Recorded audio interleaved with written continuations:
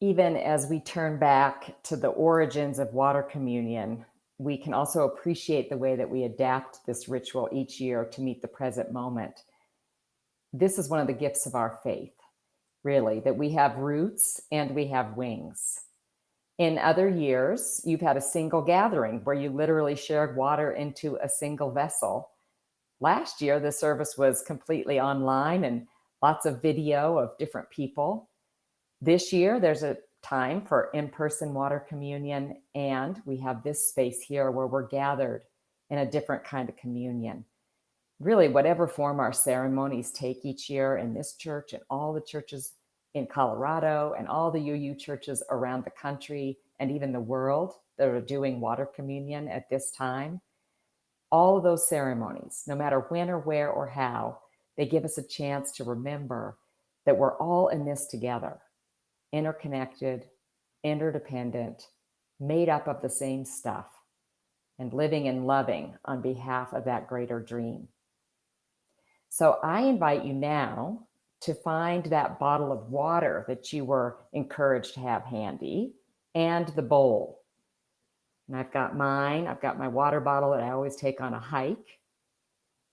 And I've got my bowl. So if you'll all find yours. And just take a moment to pour a little bit of water, not the whole bottle, but a little bit of water into the bowl.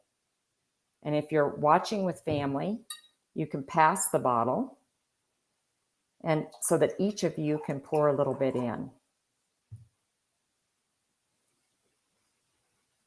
So you've got water in both places, the bottle and the bowl. And now you could get a little playful if you wanted to. You could put your fingers in the water and feel the temperature of the water. Is it cool or is it warm? Maybe you'd like to feel a little water on your hands or your face.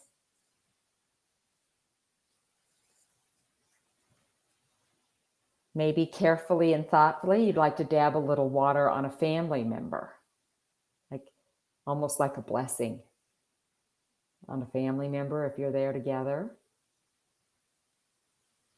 With love, you could flick a little water on each other. I don't know if you're up for that. Maybe you'd even like to take a sip of the water if it's from your tap or a safe source. And if you do, I've got a big bowl here. I'm going to just try it. Feel it as it slides down your throat.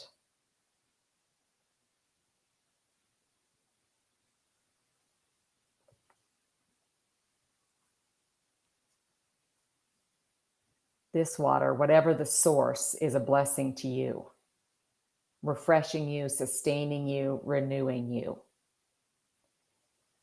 So just take in that blessing. You might consider where the water came from. Mine is not from the reservoir. Otherwise, I would have not. If it had been, I would not have sipped it. It's from my tap water that it just soothes me and fills me and nourishes me. Now turn your attention to the water that you still have in your bottle. It too holds a blessing, and this time it's one that you'll share. Think of where you'd like to share some water as a blessing. Maybe it's in your neighbor's garden. Maybe your neighbor's garden has brought you joy all summer long as the flowers have bloomed or the vegetables have grown. And if that's true, you could go after the service and offer a little bit of this water into the neighbor's garden. Maybe you rode along a bike path during the pandemic. You could take this water with you and pour it on the dirt of that path as an offering, blessing, a symbol of gratitude. Perhaps you've found some moments of play with your family while at home. So maybe after the service, outside and with consent, you could have a little water fight with the water in your bottles and maybe even the hose. Whatever you choose, use the water in your bottle to bless the world. And know that everyone in the Foothills community is offering blessings in some way to the world with their water. And you might just feel those blessings flowing back to you. So in order to really make this full of blessings, hold your bottle of water and let's bless it.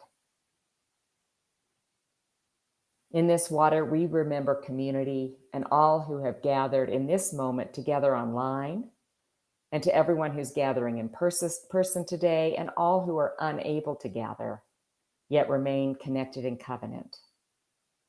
In this water, we give thanks for all those who have come before and whose big dreams we inherit today. Think of the women who started this service and all the others who have come before you and whose dreams you've inherited today. We give thanks for our community of the future and all those who will pick up our unfinished work and carry it forward. This is the truth of big dreams. They're the work that take more than any one person can do and require more change than any given lifetime can hold. So may this water be a water of memory and hope. We give thanks for all of our partners who journey with us now, all those who've shown up and served in big and small ways over the last year, who keep showing up on behalf of the small moments that are in the daily embodiment of big dreams. And in this water, let's promise to ourselves again, to the practice and purposes of our community, of our faith, as we continue to change and life continues to change around us. Let us never forget the call of the Spirit, the call of courageous love, and the great truth that we are never alone in this work.